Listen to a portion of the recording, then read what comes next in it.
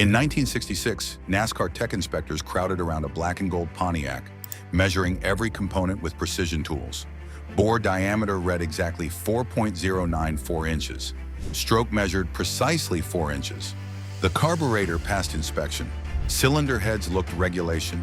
Compression ratio fell within acceptable limits. Everything checked out perfectly on paper, but something did not add up. This was Smokey Yunick's masterpiece, an engine that humiliated cars with 100 more cubic inches. That shouldn't have been possible with NASCAR's measurements, yet it was. So how exactly did Smokey pull this off? Well, stay with us as we discover how one man from a Daytona Beach garage pulled off the greatest deception in racing history.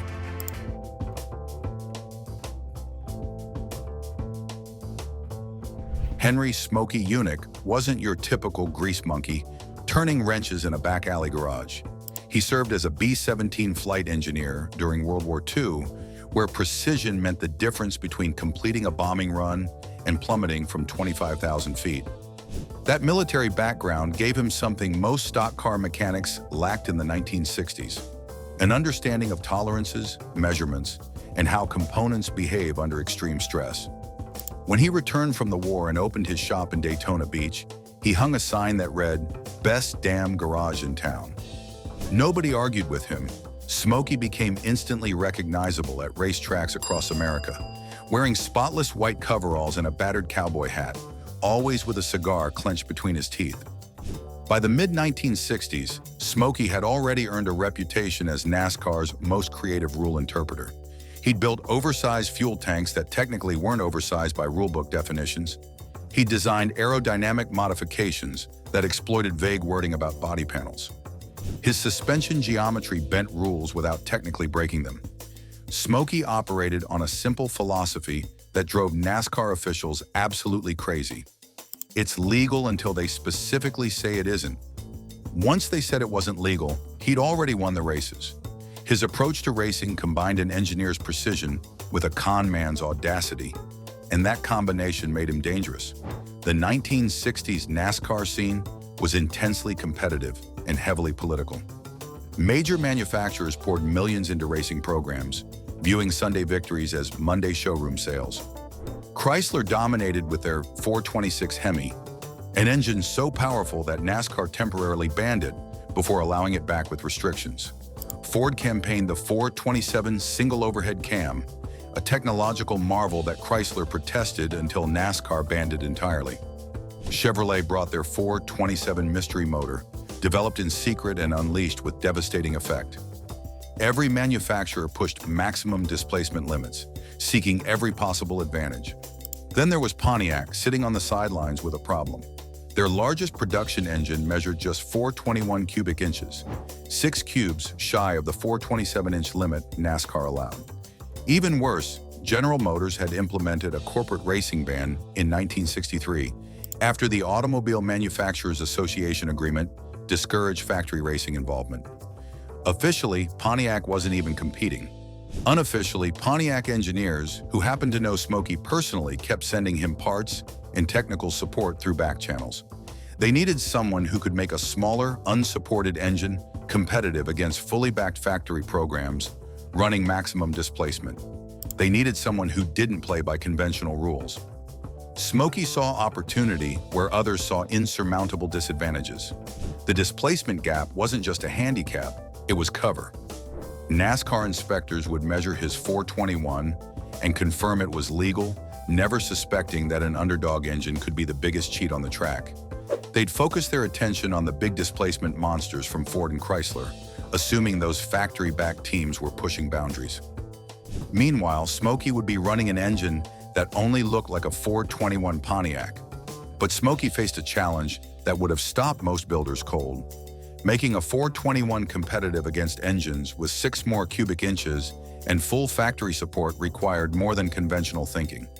It required reinventing what an engine could be.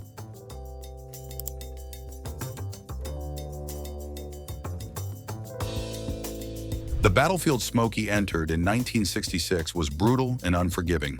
NASCAR's Grand National Series had become a horsepower arms race where cubic inches translated directly to straightaway speed. Chrysler's 426 Hemi produced around 425 horsepower in race trim, with a torque curve that pulled like a freight train from 3,000 RPM all the way to 7,000. The engine had already proven itself by dominating the 1964 Daytona 500 so thoroughly that NASCAR changed rules specifically to slow it down. Ford's 427 wedge engines weren't quite as powerful, making around 410 to 420 horses, but they were reliable and backed by massive factory development budgets. Teams could blow up 3 engines learning setup because Ford would simply ship 3 more. Pontiac's 421 Super Duty had been a serious race engine before GM's 1963 corporate racing ban. In full competition specification, the engine produced 468 horsepower and 500 pound-feet of torque. Those were respectable numbers, but the ban meant official development stopped. No more factory engineers running dyno tests. No more experimental parts arriving in unmarked boxes. Private teams running Pontiacs were essentially frozen in 1963 technology, while competitors advanced rapidly. The few teams still campaigning Pontiacs in 1966 struggled to keep pace, typically qualifying mid-pack and finishing races when they didn't break. Smokey's situation was even more constrained. He wasn't running a current spec 421 Super Duty with factory support. He was building engines from production blocks with whatever parts he could source through his Pontiac connections. Standard 421 race engines that other private builders assembled were making 465 to 485 horsepower on a good day. That 40 horsepower deficit to the Hemis in 427s translated to being 2 to 3 seconds slower per lap at superspeedways. At Daytona, that meant starting 10 positions back and getting lapped before halfway. The mathematics of displacement physics were clear. Smaller engines make less power, period. Curtis Turner piloted Smokey's Pontiac, and Turner was perfect for the job. He was a hard-charging driver who'd won races in everything from modified coupes to factory Fords, known for his fearless style and his ability to wrestle ill-handling cars to victory. Turner needed every bit of that skill because Smokey's black and gold Pontiac shouldn't have been competitive. The NASCAR rulebook was explicit about displacement limits and inspection procedures. Engines were measured before races using bore gauges inserted into cylinders. But Smokey understood something crucial that NASCAR officials didn't consider. Inspection procedures assume certain things. They assumed cylinders were perfectly round. They assumed compression chambers were simple cavities with no hidden volumes. They assumed fuel systems held only what the tank could contain. NASCAR wrote rules based on honest competition, expecting that racers would push boundaries but fundamentally play fair. Smokey saw those assumptions as exploitable weaknesses. The rulebook didn't say cylinders had to be round, only that bore diameter had to measure within specifications. It didn't say compression chambers couldn't have complex shapes, only that compression ratio had to measure legally. The mission was clear but seemingly impossible. Build an engine that passes tech inspection as a legal 421 while actually performing like something much larger. Do it without factory support, without unlimited budgets, and without getting caught. Most engine builders would have walked away. Smokey got to work. What Smokey built next was part engineering brilliance and part mechanical deception. The techniques he developed would fundamentally change how NASCAR inspected engines. But first he had to make them work.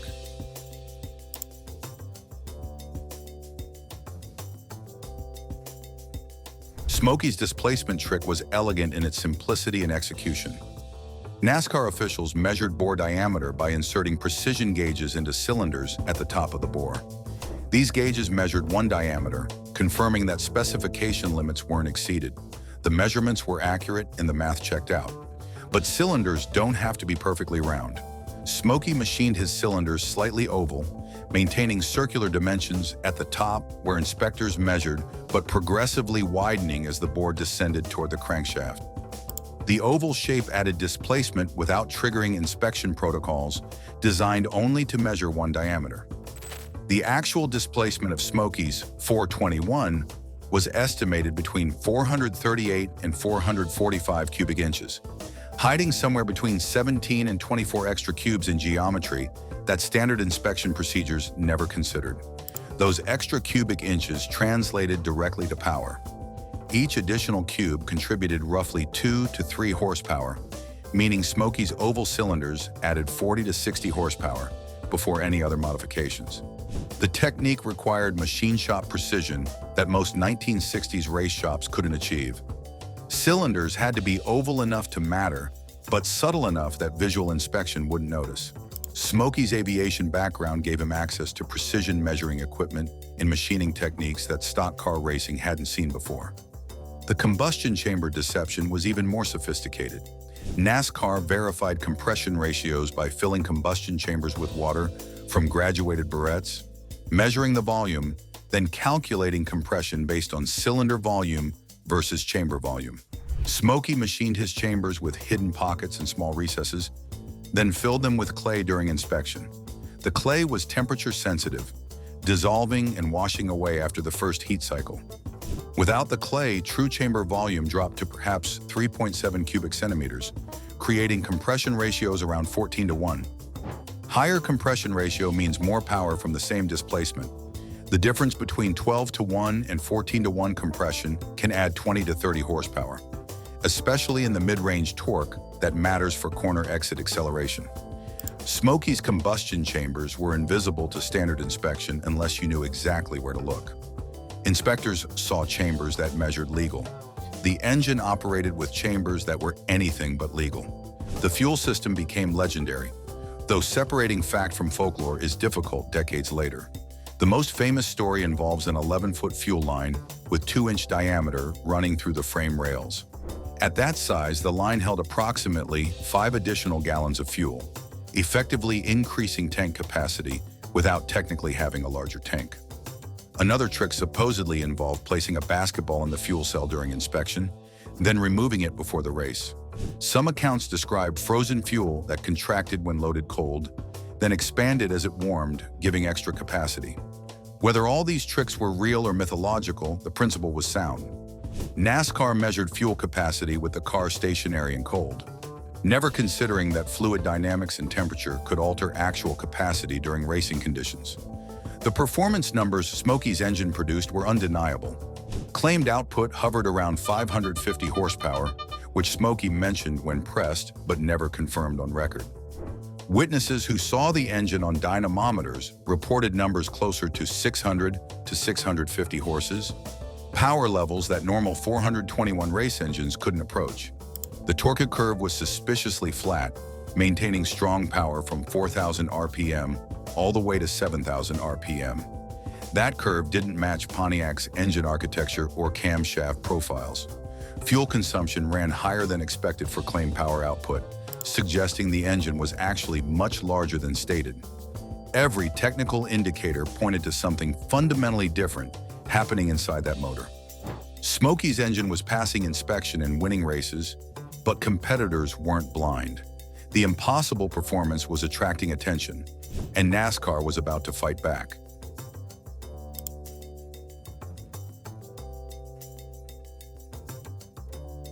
Curtis Turner's qualifying runs in Smokey's Pontiac shocked competitors and confused officials.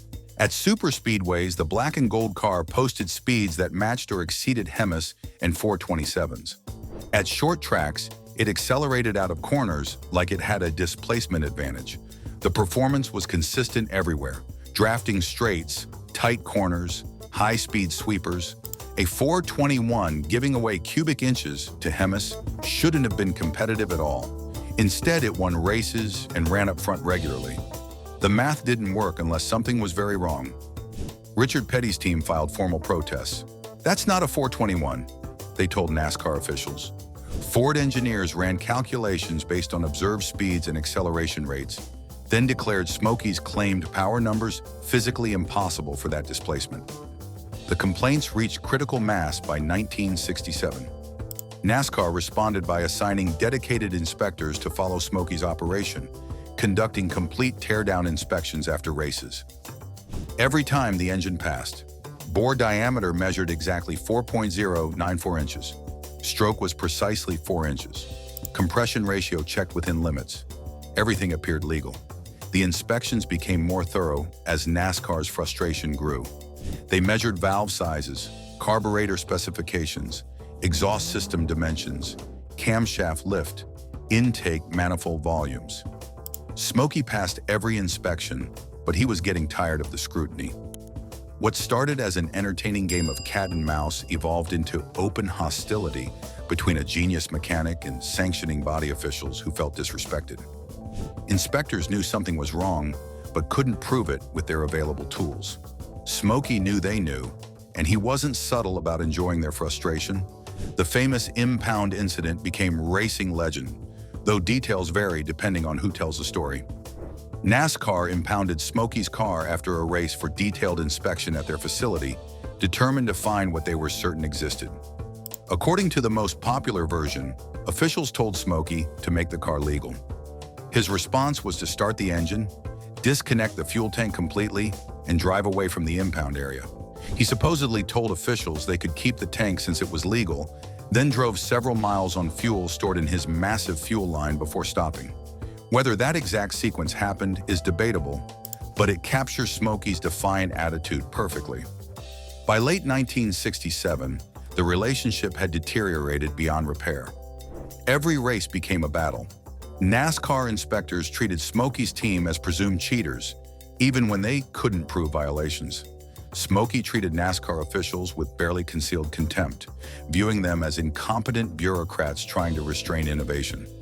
General Motors' corporate racing ban became real and enforced this time around. Pontiac's unofficial support evaporated completely. Parts supplies dried up, engine development stopped. Without factory backing, even Smokey couldn't sustain competitiveness against fully supported Ford and Chrysler programs that were spending millions on development. The 421 program was effectively dead by late 1968. Smokey's final races with the combination were more about defiance than genuine championship contention. One last demonstration that he could still pass inspection while everyone knew he was cheating. Then he packed up his Daytona Beach operation and moved focus to Indianapolis 500 efforts, where different sanctioning bodies had different rules to exploit. Smokey left NASCAR, but his impact on the sport was permanent. The techniques he pioneered and the loopholes he exploited would transform how racing was regulated forever.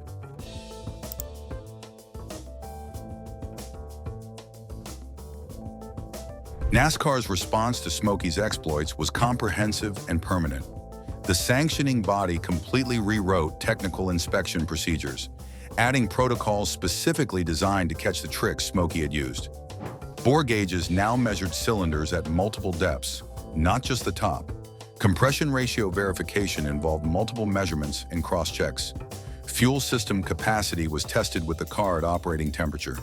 The rulebook expanded from general guidelines to exhaustive specifications that attempted to close every possible loophole.